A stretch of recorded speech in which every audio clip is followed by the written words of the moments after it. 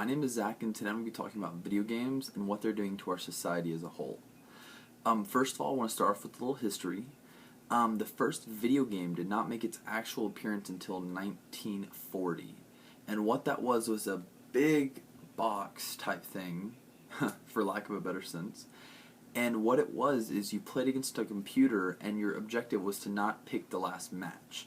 So it was a turn-based strategic game, almost like chess or checkers, you could say, and the objective was to not pick the last match. However, the players ended up losing 90% of the time, so the computer was very good at that one. Secondly, the first game that actually broke ground for the games we know today was in 1964, created on a coding program called BASIC. That was great because what that allowed was for many other games to be created using that same type of code.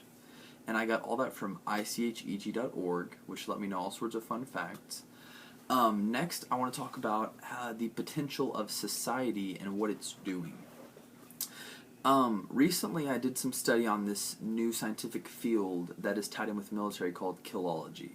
It's sponsored and basically solely developed by Lieutenant Colonel James Grossman, and what he's doing is looking at the links between violent crimes, between military ability to kill, the lack of feeling when you're killing, and TV and video games and how they're desensitizing us. I read something that I found rather disturbing. A young man, 19 or 20, picked up a .40 caliber gun and was able to kill 6 or 7 people by shooting them in the head, just walking up to them, pop, pop, pop. I mean, it just no second thoughts. But what was really weird is that he had never fired a gun before, and he was hitting his target every single time. He never missed. The scary thing is that he talked about playing a lot of games, watching a lot of TV, and so we see that this can have a very negative effect based on the individual. Next, I was reading MSN.com the other day, and I want to show that it's not just a gun type thing, that if people are going to be violent, they're going to be violent with whatever it means. And I was reading about an article where a man got arrested for trying to steal a car and do other stupid crimes and blamed it on GTA, which is Grand Theft Auto, a video game that's very violent, crazy, open world, and just, it's not a great game. Next, I want to talk about banned games. Now, games aren't banned for no reason. They have too much explicit language, violence, or sensuality. First of all, if we're banning games, that means something's wrong with these games. And so we're crossing a line that shouldn't be crossed. And so you see there's a lot of harmful potential in video games. However, I believe there's also a positive potential that video games can be used for. First of all, it betters our hand-eye coordination. It might sound silly, but using your fingers to those little triggers and watching something on a screen allows you to actually coordinate yourself better and be more responsive to what you're doing. It's funny, it was actually noticed by Ronald Reagan. He said, "I recently learned something quite interesting about video games. Many young people have developed hand, eye, and brain coordination in playing these games. The Air Force believes these kids will be our outstanding pilots should they fly our jets."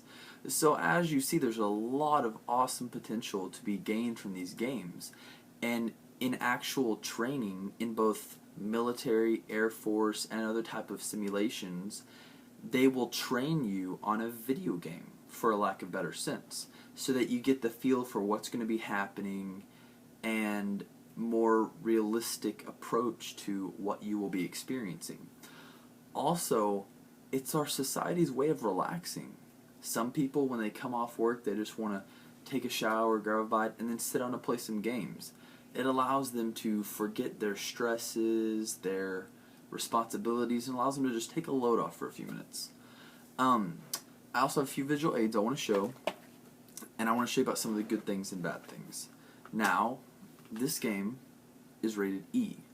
All games have a rating so that you can know to gauge whether the person buying the game should be playing or not.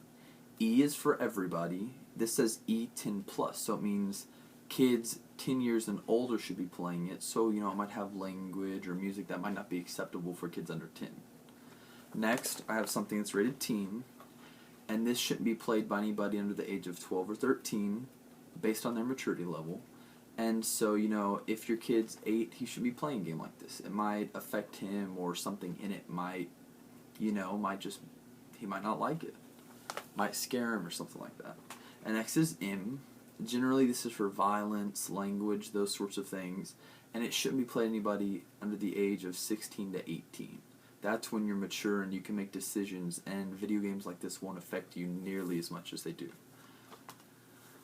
Alright, and now I just want to talk about how I know video games are affecting this world.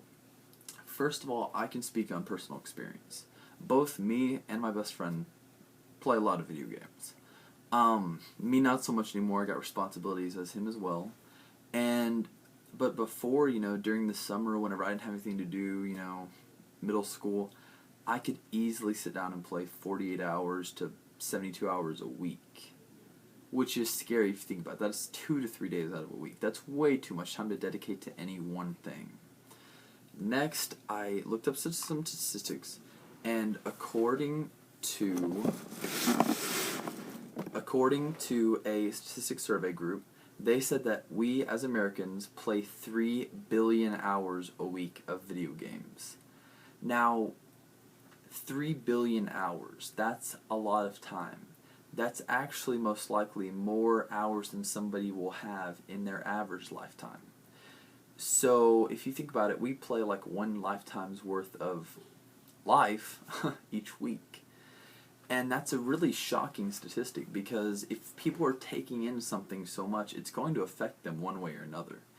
So either they can relax and it won't affect them and it'll just be something recreational, or they can absorb it, become desensitized, and begin to do crazy things like we saw on Lieutenant Colonel James on his website. So basically, video games are affecting our generation.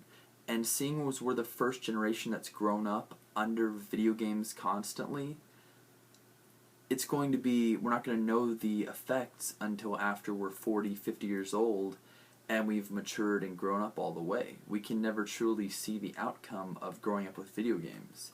So, in conclusion, it's up to you. What do you think about video games? Personally, I think they're helpful. I think that a lot of great can come out of video games, and that's a great way to de-stress yourself in certain times. So, thanks for watching.